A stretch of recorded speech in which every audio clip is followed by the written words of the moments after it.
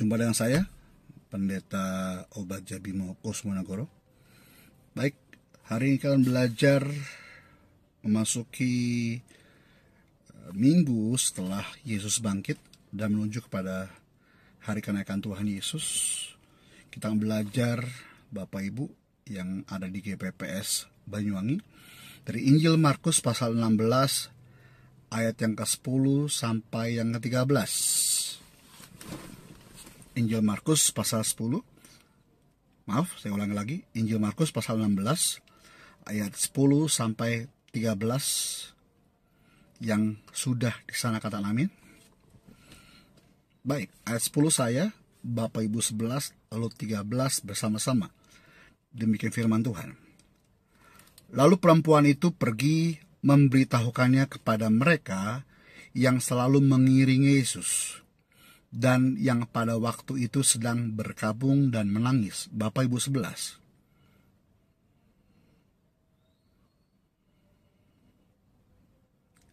Ayat 12 katakan, sesudah itu ia menampakkan diri dalam rupa yang lain kepada dua orang dari mereka ketika keduanya dalam perjalanan keluar kota. 13 sama-sama. Lalu kembalilah mereka dan memberitahukannya kepada teman-teman yang lain, tetapi kepada mereka pun teman-teman itu tidak percaya. Ayat 10 ini dimulai Bapak Ibu dalam perikop ini. Dimulai pada ayat 9 berbicara mengenai Yesus beberapa kali menampakkan diri dan mengutus murid-muridnya Yesus berangkat ke sorga. Ayat 9 berkata, setelah Yesus bangkit pagi-pagi pada hari pertama minggu itu, ia mula-mula menampakkan dirinya kepada Maria Magdalena. Daripadanya Yesus pernah mengusir 7 setan, saudara. Jadi pertama kali yang pergi ke kubur Yesus, Maria Magdalena melihat bahwa Yesus di dalam kubur itu sudah nggak ada, saudara. Dijumpai para malaikat, dan malaikat itu berkata, engkau ingin mencari siapa? Orang yang dikuburkan itu sudah tidak ada. Lalu malaikat itu berkata kepada Maria Magdalena bahwa Yesus telah bangkit dari kubur itu, saudara. Menurut pemahaman para murid-murid Yesus, bahwa Yesus dikuburkan, dan banyak rumor terjadi, saudara. Rumornya berkata bahwa penguasa di daerah itu berkata, tolong diberikan label, segel, di depan batu kilangan di kubur Yesus, saudara. Dan mereka mulai membuat rumor kepada orang banyak. Nanti Yesus tidak bangkit, tapi Yesus itu dicuri jasadnya oleh murid-muridnya, saudara. Nah, rumor yang berkembang inilah, saudara, yang membuat kebimbangan di antara banyak pengikut Yesus, saudara. Dan ketika Maria Magdalena melihat di kubur Yesus dan tidak ada, lalu dia mulai berbicara. Ayat 10 berkata, lalu perempuan itu pergi memberitahukannya kepada mereka yang selalu mengiringi Yesus dan yang pada waktu itu sedang berkabung dan menangis. Maria Magdalena pergi kepada pengikut Yesus. Maria Magdalena pergi kepada orang-orang yang selalu mengiringi Yesus kemanapun Yesus pergi. Maria Magdalena pergi kepada orang-orang yang sedang berkabung menangisi Yesus yang mati, saudara. Ayat 11 berkata, tapi ketika mereka mendengar bahwa Yesus hidup dan telah dilihat olehnya, mereka tidak percaya. Pemahaman mereka akan Yesus Sang Mesias itu sirna, saudara. Karena mereka berpikir Mesias tidak mungkin mati, saudara. Mereka berpikir bahwa Yesus datang membawa pembebasan bagi semua orang-orang Israel, saudara. Karena pada saat itu, orang Israel di bawah jajahan pemerintahan Romawi, saudara, secara politik. Ketika Yesus mati, ketika Yesus disalibkan, ketika Yesus menderita, iman mereka mulai goyah, sudah nggak mungkin. Seorang Mesias, seorang yang mereka harapkan lebih akan pengharapan yang luar biasa, Bapak Ibu, itu menjadi sirna seketika. Kenapa? Karena Yesus mati, saudara. Itulah kenapa ayat 11 berkata mereka tidak percaya dikabarkan adalah Yesus yang hidup. Kita lihat ayat ke-12, saudara. Sesudah itu, ia menampakkan diri dalam rupa yang lain kepada 2 orang dari mereka, ketika keduanya dalam perjalanan keluar kota. Kemana mereka pergi? Kalau Bapak Ibu perhatikan baik-baik pada Lukas pasal 24, saudara. Kita baca pada sore hari, saudara. Lukas pasal 24. Saudara. Lukas 24 pada ayat ke-13 dan seterusnya. Saya baca untuk Bapak Ibu. Yesus menampakkan diri di jalan ke Emmaus, saudara. Ayat 13. Pada hari itu juga 2 orang dari murid-murid Yesus pergi ke sebuah kampung bernama Emmaus, yang terletak kira-kira 7 mil jauhnya dari Yerusalem. Kedua murid tadi keluar dari Yerusalem, dia pergi ke Emmaus, sebuah kampung, saudara. 7 mil ditempuh dalam perjalanan 2-3 jam karena perjalanan berbukit-bukit, saudara. Kurang lebih 11 km, saudara. Sampai di Emmaus dalam perjalanan itu, Bapak Ibu. Nah, kita perhatikan, dan mereka sedang bercakap-cakap tentang segala sesuatu yang telah terjadi. 2 orang tadi tetap memakai konsep bahwa Yesus, Sang Mesias, tidak boleh mati, saudara. Kedua orang ini keluar dari Yerusalem. Mereka sedang bertukar pikiran. Pada ayat yang ke-15, ketika mereka sedang bercakap-cakap dan bertukar pikiran, saudara, benak mereka berkata, aduh, kita salah percaya, kita salah berharap. Karena ayat 21, kalau Bapak Ibu perhatian baik-baik, berkata demikian, Bapak Ibu, padahal kami dahulu mengharapkan bahwa dialah yang datang untuk membebaskan bangsa Israel, saudara. Konsep mereka tetap mereka pakai, sehingga mereka kecewa akan kematian Yesus, saudara. Mereka tidak bisa melihat kuasa kebangkitan Tuhan, seperti yang Yesus katakan, pada hari yang ketiga dia bangkit. Bagi mereka, gak mungkin lah seorang manusia mati bisa bangkit. Karena konsep mereka inilah, mereka menjadi kecewa, lalu keluar dari Yerusalem, pulang ke Emmaus, saudara. Tapi Yesus baik, Bapak Ibu.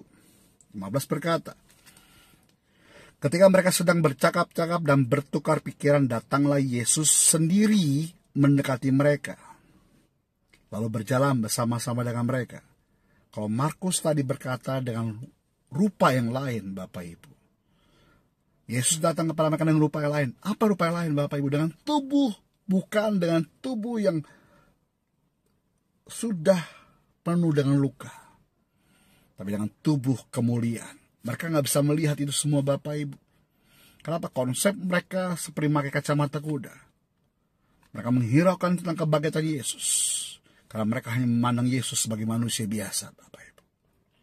Ayat 16 berkata, tetapi ada sesuatu yang menghalangi mata mereka, sehingga mereka tidak dapat mengenal dia, saudara. Kalau Bapak Ibu baca Alkitab baik-baik,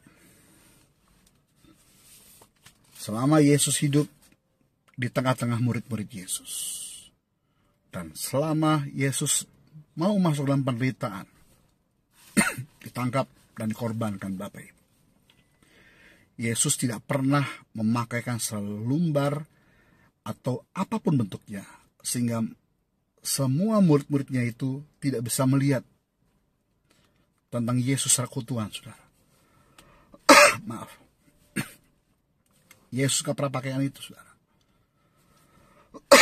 Jadi menurut Bapak Ibu, apa yang menghalangi penglihatan mereka, saudara? Ayat 16 berkata, tapi ada sesuatu yang menghalangi mata mereka. Saya pelajari, ternyata dipakai kalimat ekratonto, saudara. Apa itu ekratonto? Ekratonto, akar kata dari krateo, artinya berpegang teguh, bersisik keras, saudara. Berkuku keras. Apa yang mereka pegang teguh? Pemahaman, konsep, saudara.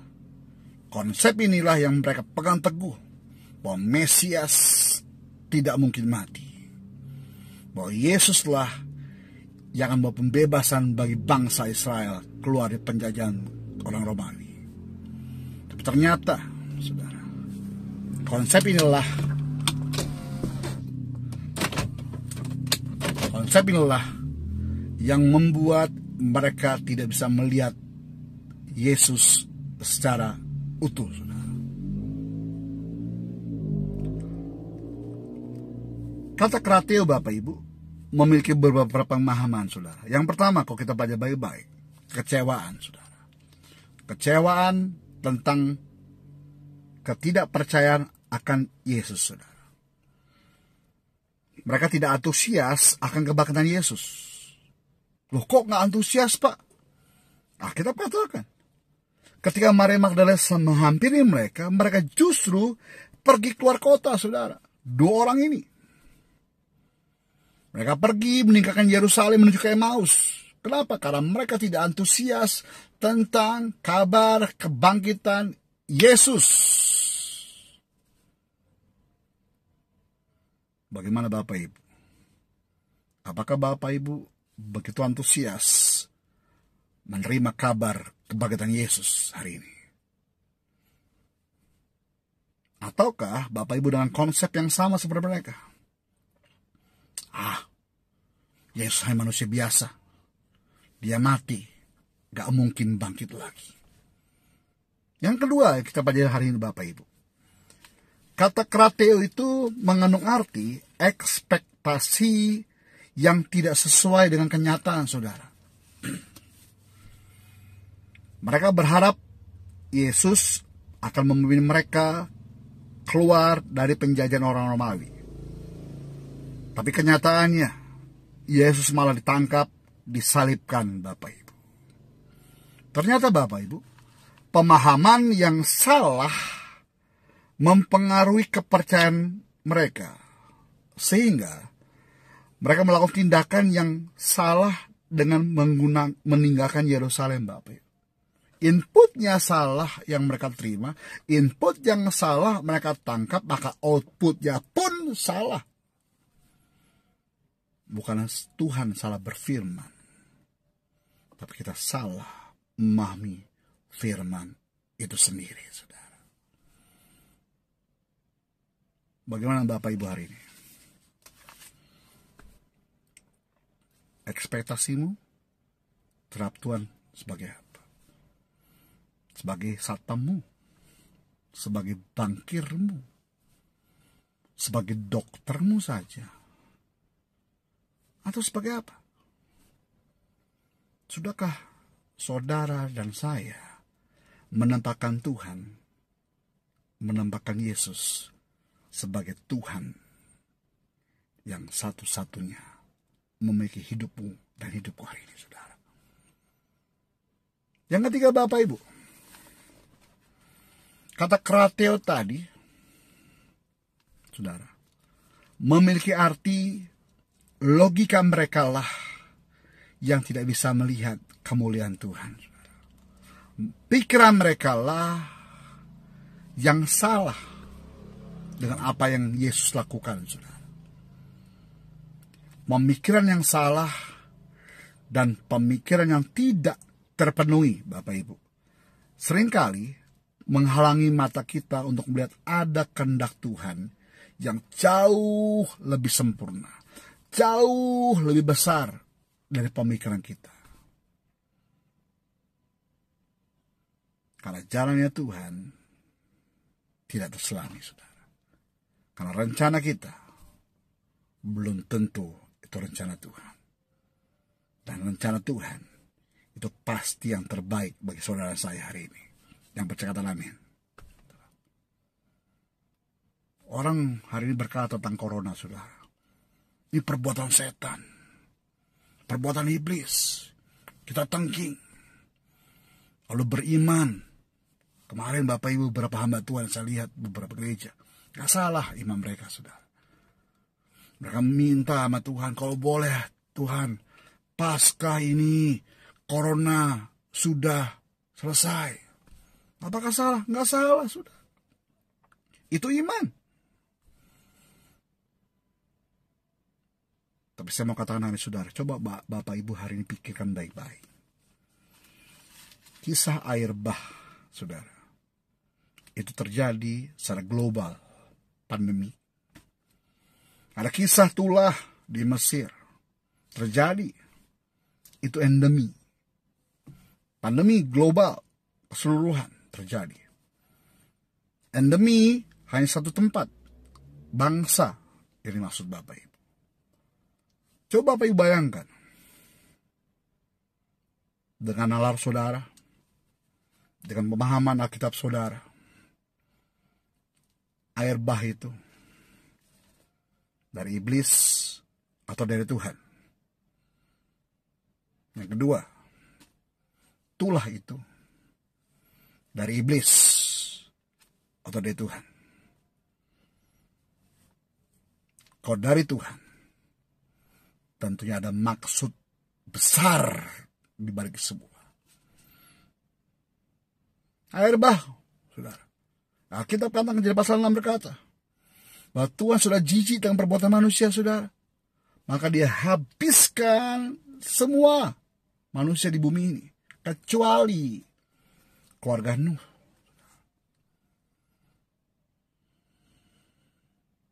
Betul.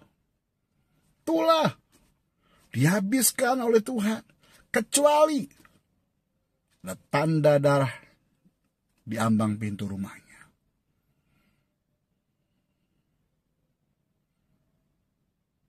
Tapi Pak, kenapa corona terjadi? Dengan hikmat saya, Bapak Ibu, dengan analisa saya, Tuhan punya maksud di balik corona ini. Saudara yang jauh selama ini dengan keluargamu, suami dan istri, orang tua dan anak, dengan corona itu, akan mereka semua bersatu di sebuah rumah namanya keluarga. Betul? Saudara selama ini mengagungkan gereja, bangunan gereja. Gereja A, gereja B, gereja klub besar, saudara. Tapi sekarang hanya bangunan biasa. Tidak ada jemaat yang beribadah di sana. Semuanya di rumah masing-masing. Artinya, gereja yang Tuhan maksud bukan bangunan. Bukan organisasi. Gereja yang Tuhan maksud organismenya, kitanya. Di mana 2-3 orang berkumpul dalam nama aku, maka aku di tengah-tengah kalian. Esensi gereja itu, saudara. Seperti hari ini Bapak Ibu ada di rumah masing-masing. Bersekutu dengan keluargamu. Dengar firman dari video ini, saudara. Agar saudara dan saya, dimanapun saudara berada, memahami esensi gereja, di mana Tuhan ditinggikan. Maka disitulah Dia hadir bersama dirimu dan diriku. Amin. Dan baik Bapak Ibu, ternyata Yesus tidak membiarkan pemahaman salah murid-murid itu, Bapak Ibu. 2 murid ini menjadi saksi hidup. Dia melihat bagaimana Yesus membuat mujizat besar. 5.000 orang diberikan makan oleh Yesus. Mereka melihat orang mati bangkit. Mereka melihat orang lumpuh berjalan. Mereka melihat orang buta melihat, saudara. Tapi iman mereka menjadi pudar, gugur ketika pemahaman mereka, logika mereka menghalangi mata mereka melihat kemuliaan Tuhan dan rencana Tuhan besar, saudara. Tuhan cari kedua orang ini. Itulah kenapa ayat 16 dan seterusnya berkata, 2 orang ini dihampiri Yesus, lalu mereka bercakap-cakap. Lalu Yesus bilang kepada mereka, kita lihat yuk, ayat ke-25. Lalu ia berkata kepada mereka, hai kamu orang bodoh, betapa lambannya hatimu sehingga kamu tidak percaya segala sesuatu yang telah dikatakan para nabi. Bukankah Mesias harus menderita semuanya itu untuk masuk ke dalam kemuliaannya? 27. Lalu ia menjelaskan kepada mereka apa yang tertulis tentang dia dalam seluruh kitab suci, mulai dari kitab-kitab Musa dan segala kitab nabi-nabi. Saudara, Yesus review kembali setiap janji para nabi dalam perjanjian lama yang nubuat tentang Mesias, saudara. Seringkali Bapak Ibu lupa. Firman itu bukan untuk orang lain. Yang setiap kali Bapak Ibu bacakan. Firman itu untuk dirimu dan diriku hari ini.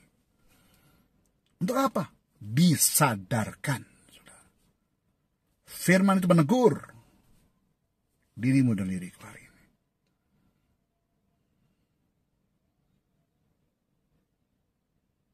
Kalau engkau tertegur dengan firman Tuhan, ucap syukurlah dan minta ampun sama Tuhan. Kedua murid tadi tertegur firman Tuhan itu. Apakah mereka sadar seketika itu? Belum Bapak Ibu. Pada ayat yang ke-28, mereka mendekati kampung yang mereka tuju, yaitu Emmaus. Lalu Yesus berbuat seolah-olah hendak meneruskan perjalanannya. Apakah Yesus nggak tahu mereka mau ke Emmaus? Tahu. Yesus Maha tahu. Yesus tahu apa yang mereka butuhkan. Yesus tahu apa yang mereka sedang perbincangkan. Karena Yesus itu Maha tahu. Dia tahu kebutuhanmu dan kebutuhan aku hari ini, saudara. Dia tahu apa yang kau butuhkan, saudara. Dengar baik hari ini Bapak Ibu. Banyak orang sekarang bekerja di rumah. Dirumahkan, saudara. Lalu banyak orang berkata, kami makan apa? Kami mau kerja apa? Apa yang kami dapat? Saudara. Tapi dengar baik, saudara. Yesus tahu segala kebutuhanmu. Tuhan mau kau ingat satu hal. Dia sanggup cukupkan apa yang kau butuhkan hari ini. Amin. Selama saya di rumah Bapak Ibu, dari tanggal 22 Maret saya di rumah. Baru keluar rumah tanggal hari Minggu kemarin, saya khotbah di gereja saya Bapak Ibu. Setiap hari ada ya berkat Tuhan datang. Dari mulai tanggal 22 setelah saya dengar kabar akan di PSBB dan lockdown Bapak Ibu. Jadwal saya sampai akhir tahun, maaf, saya batalkan saudara. Khotbah di gereja maksud saya. Kenapa Bapak Ibu? Karena kita tidak tahu kapan ini akan berakhir. Orang akan beriman bulan Juli, orang beriman akhir tahun. Tapi saya well prepare, persiapan yang baik. Saya cuma mau berdiam diri sama Tuhan. Saya tahu Allahku sanggup mencukupkan apa yang kubutuhkan. Amin. Hampir setiap hari Bapak Ibu, pintu rumah saya ketok-ketok. Paket. Saudara. Ada yang dari Manado. Ada yang dari Kota Blitar. Bogor. Jakarta. Ada yang dengan ojek online. Bapak Ibu. Bukan hari ini pun. Ketika saya sedang melakukan pelayanan ke kunjungan ke beberapa orang memberikan bantuan sosial, saudara. Ada orang berkali keluarga kami. Ada 2 paket bansos ke rumah saya, Bapak Ibu, tadi sore. Dan barusan, saudara, sebelum saya khotbah ini, ada orang kirim lagi dengan ojek online, membawa telur kebutuhan, saudara. Membawa buah-buahan ke rumah saya. Apakah saya tahu? Saya nggak pernah tahu, saudara. Cuman yang saya tahu cuma satu. Allahku sanggup mencukupkan apapun yang saya butuhkan. Tetap tenang, saudara. Lanjut, saudara ya. Itu Yesus berkata, tapi mereka sangat mendesaknya, katanya, tinggallah bersama-sama dengan kami, sebab hari telah menjelang malam, dan matahari hampir terbenam.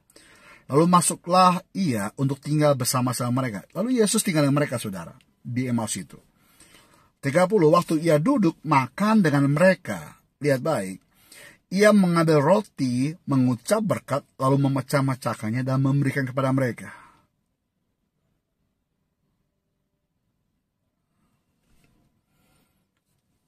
ada momen di mana mereka tersadar yang di depan mereka bukan orang asing. Yang di depan mereka adalah Yesus itu sendiri. Kok gitu? Karena Yesus sebelum dia ditangkap, Bapak Ibu, dia melakukan perjamuan terakhir.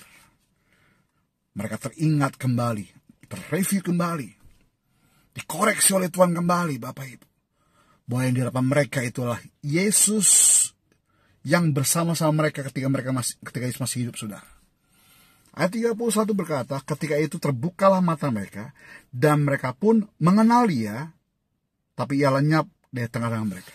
Ketika mereka melihat Yesus pimpin perjamuan kudus, mereka tersadar, saudara. Alkitab katakan terbukalah mata mereka, saudara.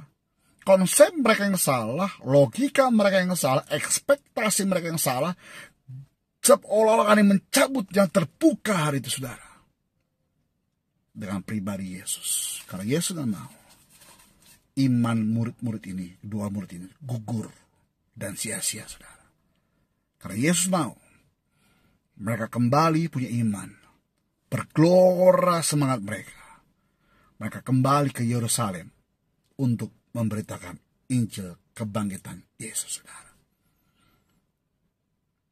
Ayat 30 berkata, kata mereka seorang kepada yang lain, bukankah hati kita berkobar-kobar ketika ia berbicara dengan kita di tengah jalan dan ketika ia menerangkan kitab suci kepada kita? 33. Lalu bangunlah mereka dan terus kembali ke Yerusalem. Di situ mereka mendapati ke-11 murid itu mereka sedang berkumpul bersama-sama dengan teman-teman mereka. Bapak Ibu, kedua murid tadi, Kleopas dan sahabat yang lain, murid itu kembali ke Yerusalem, Bapak Ibu. Kembali ke Markus yang pasal ke-16 tadi, Bapak Ibu. Ayat 13. Lalu kembalilah mereka, kedua murid tadi, dan memberitahukan kepada teman-teman yang lain, tetapi kepada mereka pun teman-teman itu tidak percaya akan kebangkitan Yesus. Hikmat saya kembali, Bapak Ibu. Ini momen di mana gereja Tuhan harus bersatu. Ini momen di mana gereja Tuhan harus bergerak mengabarkan Injil tentang kebangkitan Yesus. Kok Bapak Ibu cek di Google, saudara. Orang mati. Semua orang pasti mati. Setuju ya? Coba Bapak Ibu cek di Google. Orang yang mati dan bangkit. Ada? Ada. Oh, kok ada, Pak? Mati suri. Betul? Tapi Bapak Ibu coba cross check yang mati, bangkit, dan naik surga. Hanya satu. Namanya Yesus. Sebab dia hidup, ada hari esok.